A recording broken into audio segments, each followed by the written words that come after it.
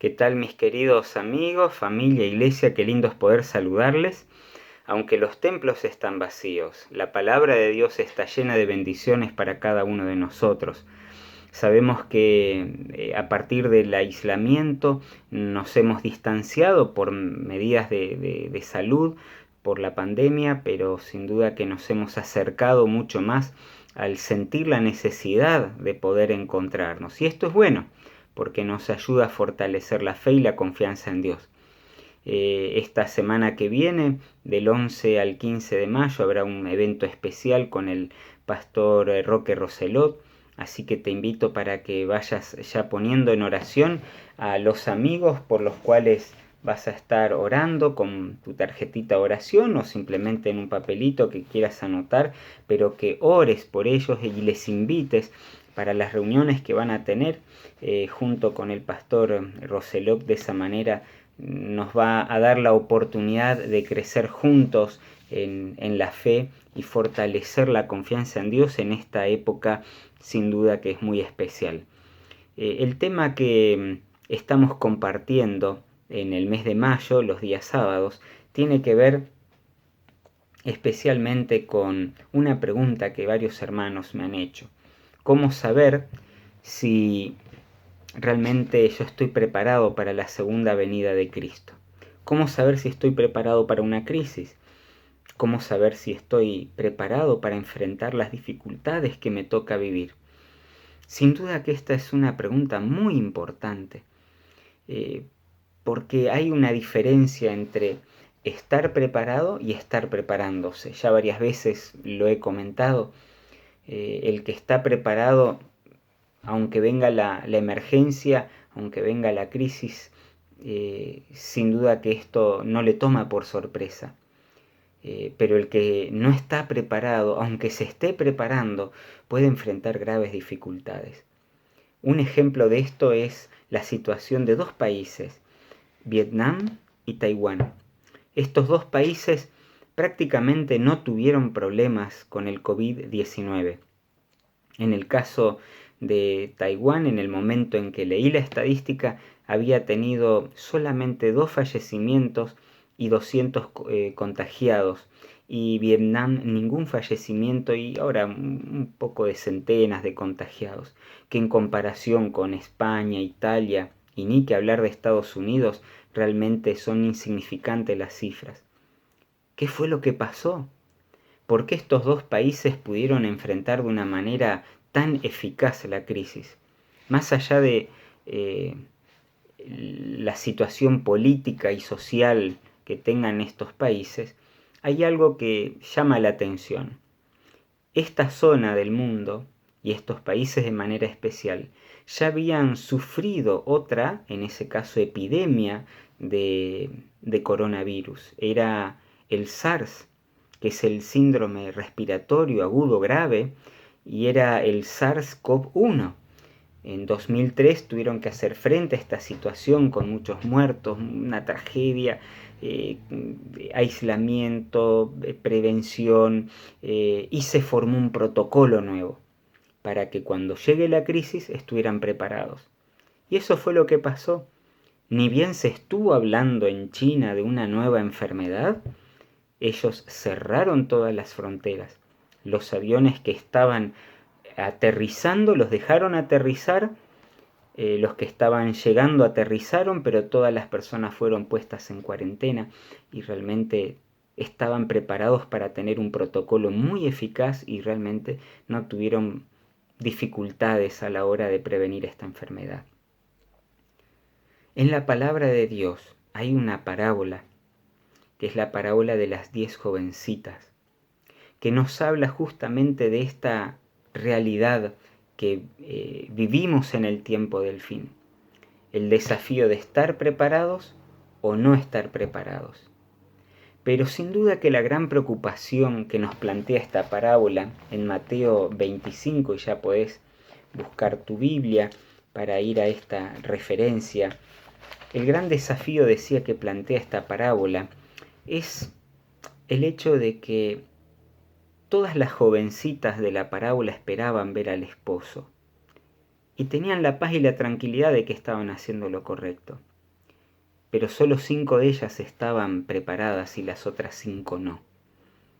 ¿Qué más podemos decir acerca de esta parábola? Yo quisiera en el día de hoy que nos podamos concentrar en lo que le pasó a las 5 jovencitas que no estaban preparadas. Porque quisiera mostrarte la diferencia que hay entre la paz que viene de Dios, la paz duradera, la paz salvadora, y la paz que es producto de un engaño, un autoengaño, que genera la sensación de estabilidad y de paz, pero en realidad no es paz. Hace varios años atrás estaba visitando Estados Unidos, en el estado de Tennessee, para una predicación.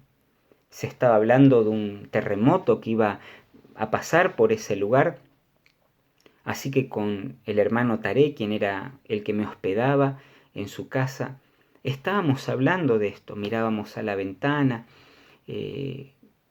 mirábamos las estadísticas, mirábamos el tornado, dicen que hay tornado, pero acá no se ve nada, y pasó la hora, se puso el sol y quedamos tranquilos de que no hubo ninguna tragedia.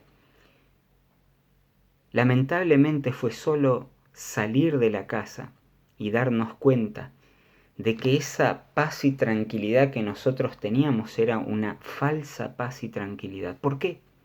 Porque en realidad el tornado no estaba viniendo del lado de a donde nosotros mirábamos por la ventana, sino que venía a nuestras espaldas donde no había ventana.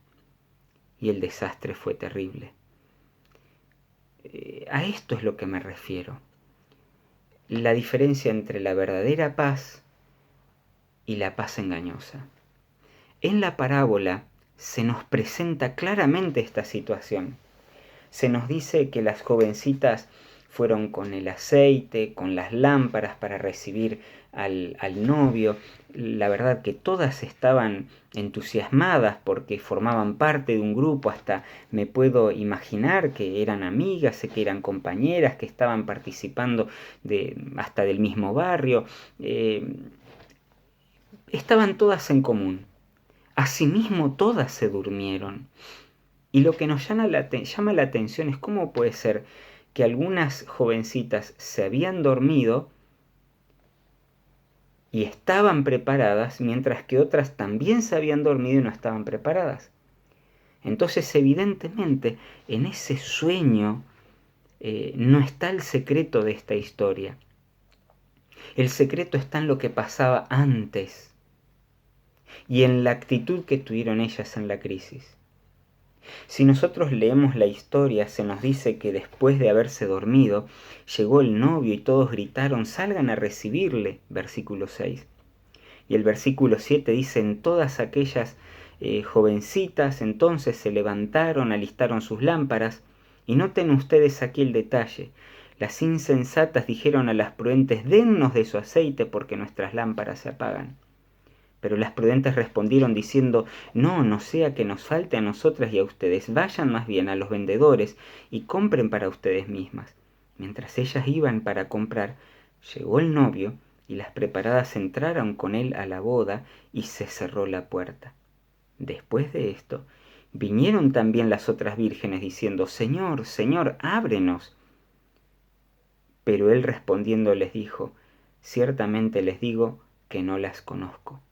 Y Jesús reflexionó, velen pues, porque no saben ni el día ni la hora. ¿En qué se basó la paz que tenían aquellas jovencitas que estaban preparadas?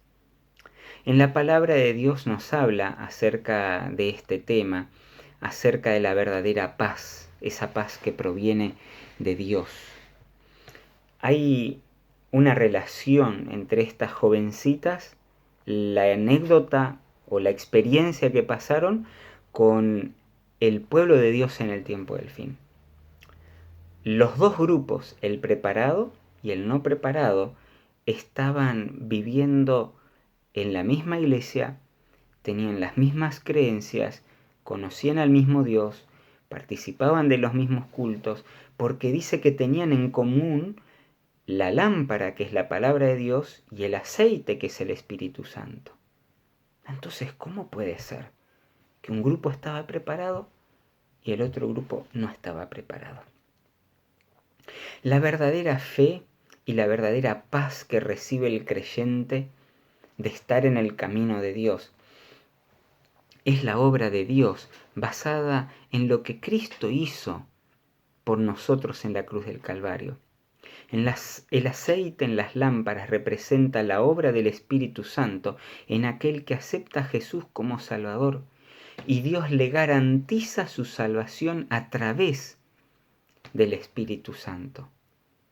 Esto en la Biblia se llama el sellamiento. Si vamos a Efesios, el capítulo 1, en el versículo 13 y 14, ahí se nos habla claramente del sellamiento que el Espíritu hace para aquellos que reciben a Cristo en sus corazones. Este espíritu dijimos que está representado por el aceite, ya varios pasajes lo ilustran, como la profecía de Zacarías, entre otros. De eso no hay duda. El sellamiento, ¿qué es? ¿En qué consiste? El apóstol Pablo en Efesios 1:13 dice: en él, en Jesús, también ustedes habiendo oído la palabra de verdad del evangelio de su salvación y habiendo creído en él, fueron sellados con él en el Espíritu Santo que había sido prometido. Acá hay varios aspectos. El sellamiento del Espíritu Santo, el aceite que está representado en el aceite de la lámpara, se le da a aquel que oyó la palabra de verdad, el evangelio de la salvación y creyó. O sea que cuando una persona acepta a Jesús como su Salvador personal, se arrepiente y confiesa sus pecados, el Señor le da el Espíritu Santo a su vida. Y acá dice el Espíritu Santo que había sido prometido. ¿Por quién? Por Jesús. Jesús había dicho claramente: a ustedes les conviene que yo me vaya, porque si yo me voy, entonces podré venir a ustedes. El Espíritu Santo no es más ni menos que Cristo mismo de manera espiritual llegando en la vida del creyente. Se hace una conjunción en la deidad y todos juntos están abocados en el plan salvador. Primero era necesario que Cristo muriera en la cruz del Calvario para que la obra del Espíritu Santo se hiciera efectiva. Esto lo dice Juan capítulo 7, versículo 39. Y dijo esto del Espíritu Santo, que habían de recibir los que creyesen en él, pues todavía no había sido dado el Espíritu, porque Jesús aún no había sido glorificado. Evidentemente Jesús tenía que ascender al cielo, presentar su sacrificio, ser aceptado su sacrificio por cada uno de nosotros. Y entonces ahora cuando el creyente pide perdón por sus pecados, y evidentemente no puede seguir viviendo una vida en armonía con la palabra de Dios a menos que no sea por el poder de Dios mismo. Pero como ya no está Jesús aquí en la tierra, entonces el Espíritu Santo viene a la vida del creyente y sella el corazón. Quiere decir que graba en su corazón, en el del creyente, la obra de Dios, la vida de Cristo y el carácter de Cristo. De esto estuvo hablando el profeta Ezequías cuando él dijo: les daré un corazón nuevo, les infundiré un espíritu nuevo, les quitaré de ustedes ese corazón de piedra y pondré en ustedes un corazón de carne, infundiré mi espíritu en ustedes y haré que sigan mis preceptos y obedezcan mis leyes. El sellamiento del Espíritu Santo, cuando una persona cree, no solamente me separa para Dios y paso a aceptar o a ser una propiedad de Dios porque yo decidí que eso fuese así, lo acepté como mi Salvador porque Él me compró por sangre, sino que además de eso me capacita para vivir la vida cristiana. Grabaré mis preceptos y mis estatutos en tu corazón para que me puedan seguir. Pero no solamente eso hace el Espíritu Santo, sino que en Efesios continúa diciendo el capítulo 1, el versículo 14, que este Espíritu Santo de la promesa es la garantía de nuestra herencia para la redención de lo adquirido para la alabanza de su gloria. Quiere decir de que la salvación que el Señor me prometió, ahora yo la tomo, pero sucede que todavía sigo viviendo en esta tierra. Entonces el Señor se pone de deudor, Él pone una garantía de que realmente aceptó su sacrificio y mi arrepentimiento. ¿Cuál es la garantía? El Espíritu Santo. ¿Cómo sé que he recibido el Espíritu Santo? Me arrepentí de corazón, he confesado mis pecados, he entregado mi vida totalmente en las manos de Dios y le he dicho, separado de ti nada puedo hacer, y así me entrego a Él.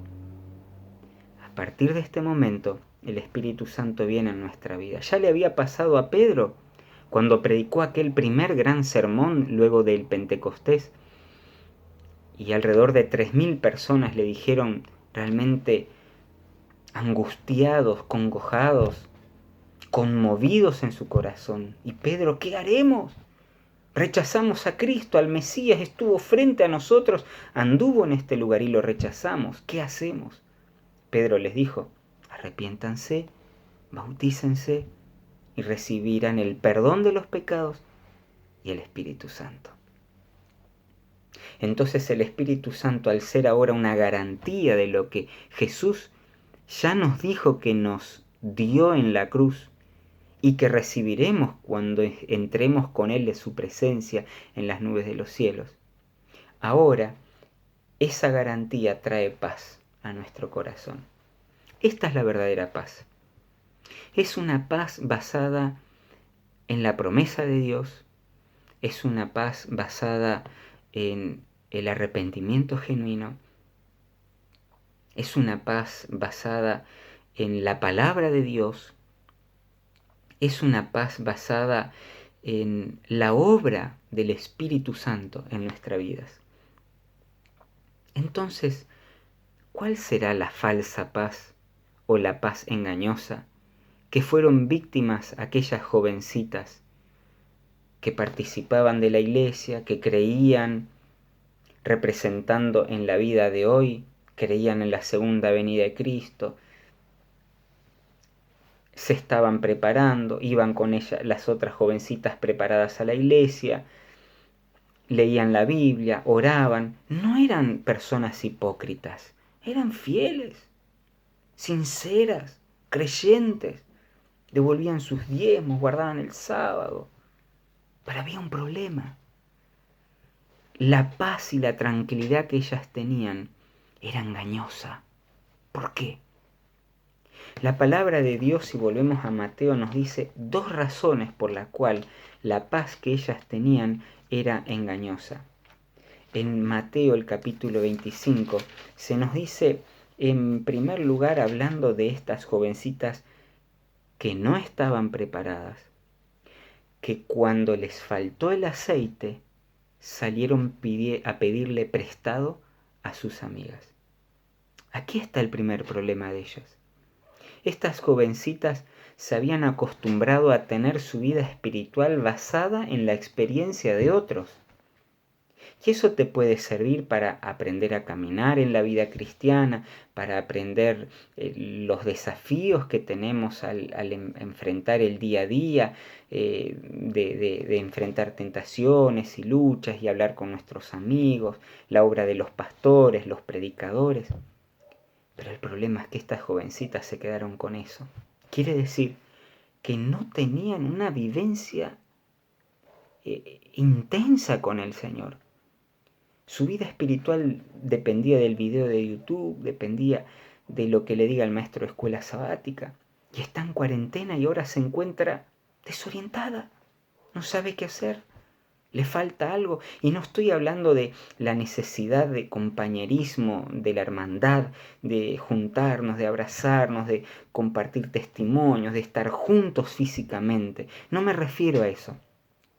Me refiero a una dependencia espiritual del otro que me da la falsa tranquilidad de que estoy participando de la fe. Pero ojo, estoy participando de la fe del otro. esa no es mi fe. El segundo problema de estas jovencitas está en el versículo 12, cuando el Señor les responde después que habían conseguido el aceite y les dice: discúlpenme, pero no las conozco. Esto es realmente asombroso. ¿Cómo puede ser que una persona esté tanto tiempo viviendo en las cosas de Dios, compartiendo la fe, la promesa, la enseñanza, los cantos, las alabanzas, el club de conquistadores, la escuela sabática, la Biblia, la oración, la testificación, y no conozca al Señor de la obra? ¿Cómo puede ser? Es muy fácil caer en este engaño, porque esta comodidad está basada en una experiencia apenas suficiente para mantenernos en la fe. Pero viene la prueba, viene la dificultad y la fe decae. ¿Por qué? Porque era una falsa sensación de seguridad la que teníamos. Hay una historia en el Antiguo Testamento que a mí me gusta mucho para ilustrar este tema, y te invito que vayamos a Éxodo del capítulo 13. Estamos con el pueblo de Israel en este caso, ya enfrentando la última de las plagas. El pueblo de Dios está por salir, pasó 430 años en cautiverio, está a las puertas la liberación. Y en este capítulo se nos habla de la última plaga, que era la matanza de los primogénitos. Aunque es algo muy cruento, muy cruel, nadie tenía por qué morir. El Señor dijo a través de Moisés: ustedes quieren salvarse, quieren salir de Egipto, muy bien. ¿Qué es lo que tienen que hacer? Lo que tienen que hacer es matar un cordero, tomar su sangre y marcar el marco de la puerta. Cuando pase el ángel, no tocará el primogénito de esa casa. ¿Por qué? Porque esa casa tenía una marca, una señal de que significaba que habían aceptado la promesa de Dios de la liberación del cautiverio de Egipto. Entonces, ese mismo día, esa misma noche, con aquel cordero sacrificado, la familia se juntaba, comía el cordero, las especies amargas y el pan sin levadura. Sin levadura porque representaba que no había tiempo para hacer leudar el pan, ya había que comerlo. Aquel día se presentó por primera vez la Pascua, que significa, o que se dice en el idioma original, Pesá, que significa peyá, pasar por alto, pasar por encima. El ángel pasaba por encima de la casa que había reservado una señal de su fe. Ese día, esa noche, para algunos fue de fiesta y para otros de una tristeza terrible, porque muchos primogénitos murieron. Así que los egipcios los expulsaron a los israelitas de aquel lugar. Y estos, sabiendo que ya la promesa de Dios había sido dada, tenían todas sus cosas preparadas y salieron. Salieron al desierto. Yo me imagino aquel momento todos contentos, cantando, disfrutando. Pero había algo especial que estaba sucediendo en este gran grupo de Israel. Algunos habían marcado el dintel de su puerta con una expresión genuina de fe, y otros lo habían marcado por otros motivos. Todos eran esclavos, todos marcaron el dintel, todos fueron liberados, todos recibieron la bendición de la libertad. Pero habían algunos que tenían una paz engañosa, una falsa sensación de seguridad de estar en las manos de Dios. ¿Y cómo se descubrió esto? Al poco tiempo llegaron hasta donde estaba el Mar Rojo y ahí ven a lo lejos la polvadera de los carros de Egipto que venían a buscarles. Entonces, aquí se formaron nuevamente dos grupos, igualmente como sucedió con las 10 vírgenes. Y en el capítulo 14 se nos cuenta cómo los dos grupos interpretaron la situación que estaban viviendo juntos. Unos alarmados, perdiendo la fe, y otros confiados, entregando su vida a Dios. Dice en el capítulo 14 de Éxodo, del versículo 11, que unos, los que no estaban preparados, los que tenían una falsa fe, le dijeron a Moisés: ¿acaso no había sepulcros en Egipto que nos has sacado para morir en el desierto? ¿Por qué nos has hecho esto de sacarnos de Egipto? ¿No es esto lo que te hablamos en Egipto diciendo: déjanos solos para que sirvamos a los egipcios? Mejor nos habría sido servir a los egipcios que morir aquí en el desierto. Esta gente vio por un lado el Mar Rojo, a otro lado montaña, al otro lado desierto y del otro lado los egipcios. Estamos destruidos. Toda la fe, todo el entusiasmo, todo la confianza que habían depositado se fue. ¿Por qué? Porque ellos, aunque recibieron la liberación, no tenían una verdadera confianza. ¿En qué se pudo haber basado esta confianza? Tal vez se pudo haber basado en lo carismático o popular o perseverante o fiel que haya sido Moisés. ¿Cómo me genera confianza esta persona? Qué paciente que es, qué líder maravilloso, cómo Dios está con él. Yo quiero seguirlo porque Dios está con él. Tal vez marcaron la puerta de su casa porque el vecino lo hizo y bueno, la verdad que está bueno, no hay ningún problema de hacer esto. O tal vez eran parte de una familia que el líder de la casa colocó la marca en el marco de la puerta y participó de ese momento porque ya formaba parte de esa familia. Esto espiritualmente representa al grupo de personas que tiene un conocimiento intelectual de Jesús, pero no por experiencia. Tal vez se crió en la iglesia, participa de la fe, tal vez cree en Cristo, lee la Biblia, ora, pero hay algo que le está faltando.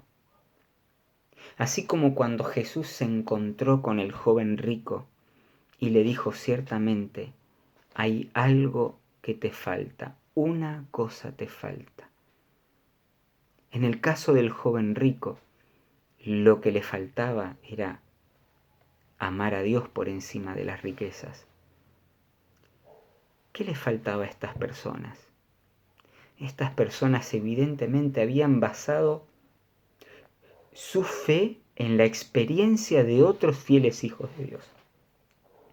Otros fieles hijos de Dios que sí celebraron la Pascua, que sí confiaron en Dios, que sí se alegraron por las promesas, porque tuvieron la experiencia con Cristo y la paz y la tranquilidad y la seguridad de que eran las promesas de Dios para su vida. Estaban dispuestos a salir de ese lugar no solamente para salir de la esclavitud, sino que estaban dispuestos de salir de ese lugar para entrar en Canaán. Hay personas que quieren tener el perdón de Dios y la paz de Dios, pero pareciera que el día a día y el vivir de cada jornada les hace decir que quieren seguir en esta tierra, porque no buscan desesperadamente las palabras de Dios. Moisés, versículo 13 del capítulo 14. Y entonces Moisés respondió al pueblo: no teman, estén firmes y vean la liberación que el Señor hará a favor de ustedes. A los egipcios que ahora ustedes ven, nunca más los van a volver a ver. El Señor combatirá por ustedes y ustedes se quedarán en silencio. Paz, tranquilo. ¿De qué tengo que confiar si yo conozco a Dios? ¿En qué voy a desconfiar? esta relación intensa que tenía Moisés representa el aceite extra que tenían aquellas jovencitas. Y esa débil fe que tenían estos hombres, que estaba basada en las circunstancias, cuando todo está bien, que era una fe intelectual, no era una fe de experiencia, con la primera crisis se le fue. Esa paz era engañosa, porque les daba la sensación de estar en el pueblo prometido que iba hacia la tierra que Dios les había preparado, pero en realidad estaban cada vez más cerca de su perdición. Poco tiempo después de cruzar el Mar Rojo, con la victoria que Dios obró para ellos y para los fieles, de vuelta se enojaron, se rebelaron, hicieron el becerro de oro, volvieron a las andanzas de Egipto. Después siguieron quejándose, se quejaron por el alimento. Cuando entraron en la tierra prometida y vieron lo que estaba preparado, también se quejaron, diciendo que no era posible entrar en ese lugar. Entonces el Señor dijo, ustedes no van a entrar a la tierra prometida. No van a entrar. Lo mismo que le pasó a las jovencitas. ¿Por qué? Porque les dijo, no les conozco.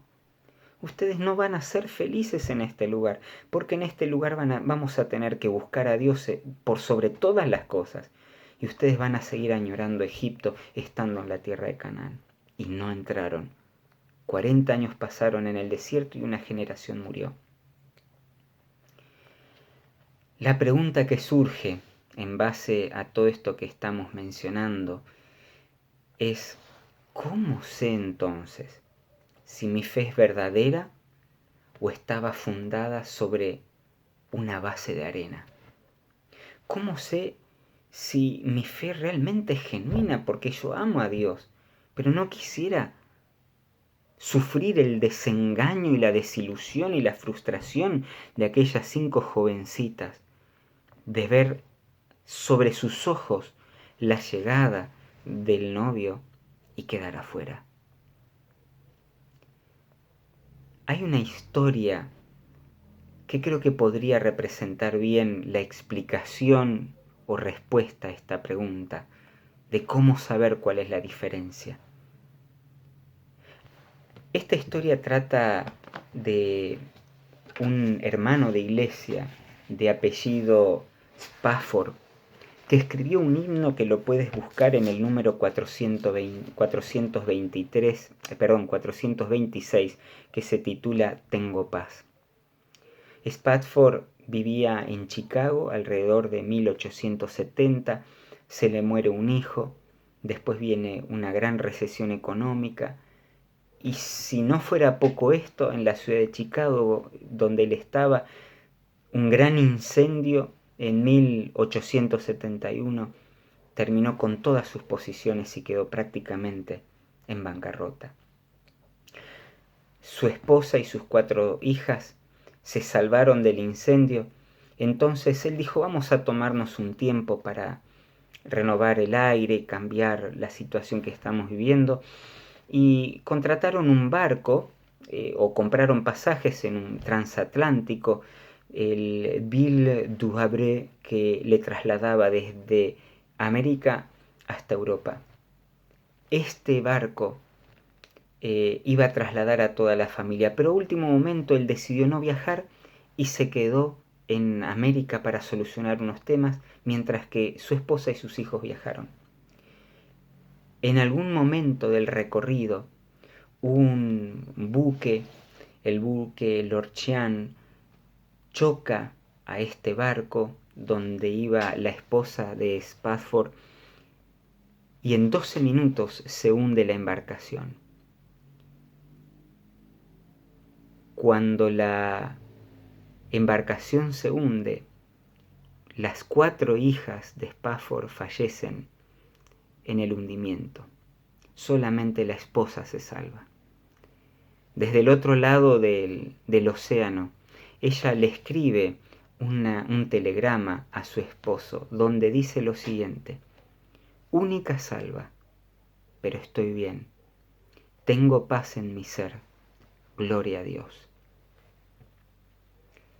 Te podrás imaginar cómo Spafford recibió esta noticia.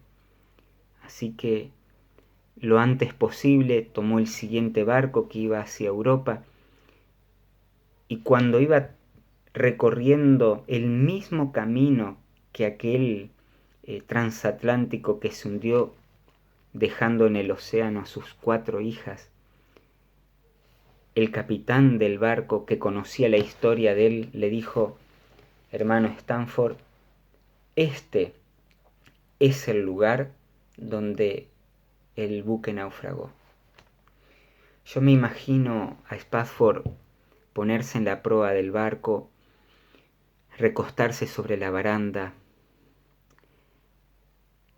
y escuchar el golpe de las olas en el agua, y pensar que en el fondo del agua estaban el cuerpo de sus hijas. En ese momento, nuevamente se revive la crisis de la pérdida de prácticamente toda su familia y de todas sus posesiones materiales. Y ahí recordó las palabras de su esposa, que le dijo: tengo paz en mi ser. Gloria a Dios. En ese momento el hermano Spafford baja al camarote, porque una oración salía de su mente, de su corazón, y escribió este himno que dice así: si paz como un río inunda mi ser o pruebas azotan mi fe, no importa mi suerte, seguro estaré, pues mi alma está en paz con Dios. Mi alma ha ocultado su rostro de mí, mas Cristo clavólo en la cruz. Perdón alcancé, su amor me salvó. Gloria a Dios. Hoy mi alma está en paz. Señor, apresura el día final, las nubes partirse veré. Vendrá el Señor, la trompeta oiré. Gloria a Dios, hoy mi alma está en paz. Y el estribillo dice: tengo paz con mi Dios.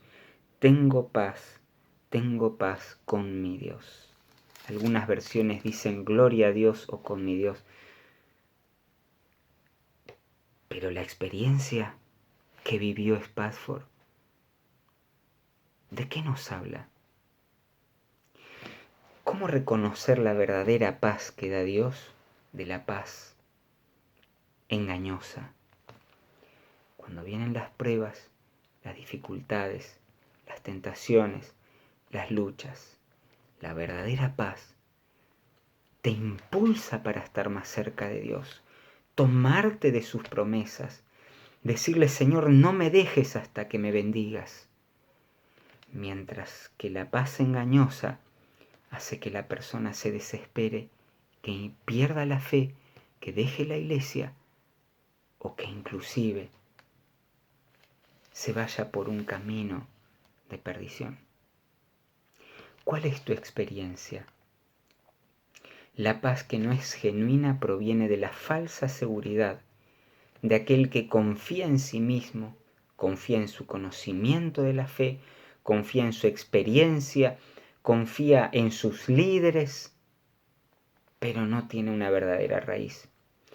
Cuando viene la dificultad se desvanece como niebla. Cuando viene la tentación es sacudido como una hoja de otoño. No es hipócrita, es sincero, cree firmemente, pero no vive intensamente la fe. Mientras que la verdadera paz, la que viene de Dios, es fruto de la seguridad de la obra de Cristo en nuestra vida, de la cercanía de nuestra relación con Dios. Job dijo: yo sé en quién he creído, yo sé que mi Redentor vive. Hay buenas noticias para ti. Busca la verdadera paz, esa que viene de Dios. Y te aseguro que el Señor tendrá grandes bendiciones para tu vida. Oramos. Querido Dios, en este momento, al meditar en tu palabra, no sé quién está escuchando del otro lado, pero estamos conectados con tu mensaje, Señor. Queremos pedirte que nos des paz, esa paz sólida que es el ancla de la fe, esa paz que trae esperanza, que trae confianza, que en medio de la dificultad, en medio de la prueba, se aferra a tus promesas, que no mira el ahora, sino que mira el más allá, que tiene su vista puesta en ti, con los pies en la tierra, pero confiando en el Señor. Enséñanos a vivir cada día tomados de tu mano, a vivir esta paz intensa, a desear cada día más de ti, para que tu Espíritu Santo nos llene y nos transforme por la gloria y misericordia de Jesús.